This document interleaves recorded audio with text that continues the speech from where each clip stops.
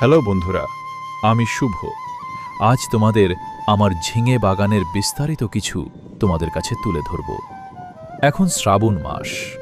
শ্রাবণ মাসে বর্ষার ঝিঙে খুব ভালো ফলন হয়, তাই আমি ঘরোয়া কিছু ঝিঙে বীজ চাষ করেছি। প্রায় ২৫০ মাদার মতো ফলন ভালো। বাতি মোটামুটি ভালোই দেখা যাচ্ছে। তাই আজ আমাদের এই ঝিঙে বাগানে কী সার ও ওষুধ দিচ্ছি এবং কোন রোগের ওষুধ দিচ্ছি আজ তোমাদের কাছে তুলে ধরব, এবং কী সার দিচ্ছি সেটাও দেখাবো। গাছের ডোকগুলো কুমড়ে গেছে, তাই সাদা মাছির ওষুধ আজ প্রয়োগ করলাম। আজ সাদা মাছি ওষুধ মারার ঠিক ২৪ ঘন্টা পর ভিটামিন মারতে হবে, না তো গাছের রোগ তো চলে যাবে কিন্তু গাছ সতেজ হবে না। তাই ঠিক ২৪ ঘন্টা পর ভিটামিন অবশ্যই মারতে হবে।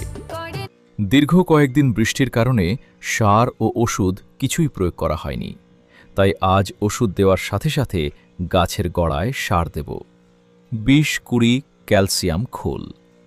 তাকে গাছটা আরও সতেজ হবে, গাছ আরও সবুজ হয়ে উঠবে এবং ফলন খুব ভালো হবে। বন্ধুরা, আমার এইরকমই বাগানের ভিডিও দেখতে চাইলে ও শিখতে চাইলে আমার চ্যানেলটাকে সাবস্ক্রাইব করে রাখবে। তাতে আমার নিত্য নতুন ভিডিও দিতে আরও আগ্রহে বাড়বে। বাই বাই বন্ধুরা।